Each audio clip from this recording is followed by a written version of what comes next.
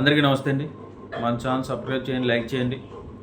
So ఈరోజు కడప జిల్లాలో Telugu Desam party ఒక మహానాడు కార్యక్రమం అనేది జరుగుతూ ఉంది.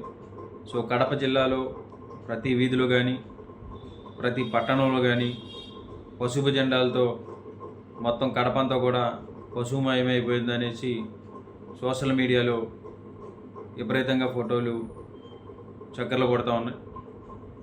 సో గతంలో మనం చూసుకుంటే 2024లో ఎలక్షన్లు జరిగాయి. అప్పుడు మహానాడు అనేది తెలుగుదేశం పార్టీలో పెట్టలేదు.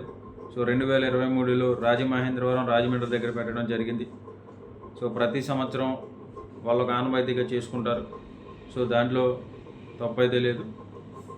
సో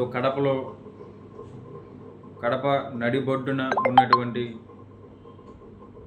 మాజీ ముఖ్యమంత్రి వర్యులు దివంగత నేత వైఎస్ రాజశేఖర్ రెడ్డి గారి స్టాచ్యూకి చుట్టూ ఇంపులో కూడా పసుపు జెండాల్ని కట్టడం, ఆ ఫోటోలు కూడా సోషల్ మీడియాలోకి రావడం జరిగింది. సో వీళ్ళు ఎక్కడైనా పెట్టుకోవచ్చు, ఏదైనా చేసుకోవచ్చు. కడపలో పెట్టుకోవచ్చు, లేకపోతే విజయవాడలో పెట్టుకోవచ్చు, లేకపోతే వైజాగ్లో పెట్టుకోవచ్చు, ఎక్కడైనా పెట్టుకోవచ్చు. ఎందుకంటే గవర్నమెంట్ అనేది వాళ్ళది. సో వాళ్ళకి ఎక్కడైనా సరే పర్మిషన్ అనేది ఉంటుంది కనుక పెట్టుకోవచ్చు. కానీ పెట్టి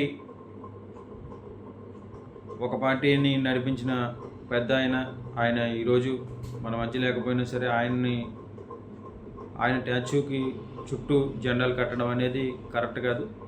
సో కడపలో మహానాడు పెట్టడానికి కారణం ఏంటనేది చంద్రబాబు నాయుడు గారు కూడా చెప్పడం జరిగింది.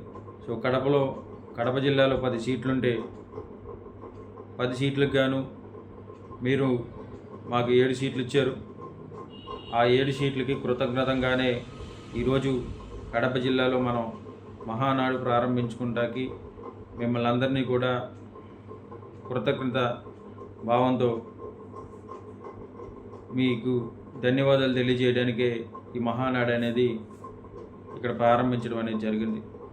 సో మనం చూసుకుంటే ఎంతోమంది తెలుగుదేశం పార్టీ కార్యకర్తలు కానీ నాయకులు కానీ కొంతమంది సో వెళ్ళలేదనుకుంటా. సో ఈ కూటమి ప్రభుత్వం ఏర్పడింది. సో ఈరోజు మహానాడులో ఏవేవో అది చేసాం ఇది చేసామని చెప్తా ఉన్నారు. కానీ గ్రౌండ్ వరకు, గ్రామ స్థాయి వరకు కూడా వెళ్ళిచ్చినటువంటి పథకాలు కానీ, వెళ్ళిచ్చినటువంటి సూపర్ 6 పథకాలు కానీ ఎక్కడా కూడా ప్రజలకి ఇంకా అందుబాటులోకి రాలేదు. సో అదేమీ లేకుండానే వీళ్ళు అది మహానాడు అనేది ఎన్టీ రామారావు గారి పుట్టినరోజు సందర్భంగా చేసుకుంటారు.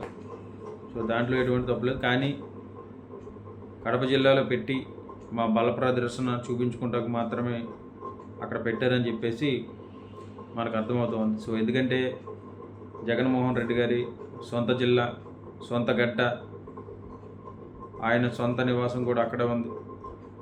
సో ఆయనకి మన బలం అంటే కడప జిల్లాలో మన బలం చూపించుకుంటానికి మాత్రం పెట్టారని చెప్పేసి సోషల్ మీడియాలో కూడా ఫుల్గా వైరల్ అవుతూ ఉంది.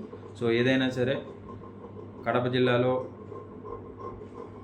మన రాజశేఖర్ రెడ్డి గారి విగ్రహం చుట్టూ తెలుగుదేశం జెండాలు కట్టడం అనేది కరెక్ట్ కాదు. అలాగే ఎవరైతే దివంగత నేతలు మన దేశంలో స్వతంత్ర పోరాట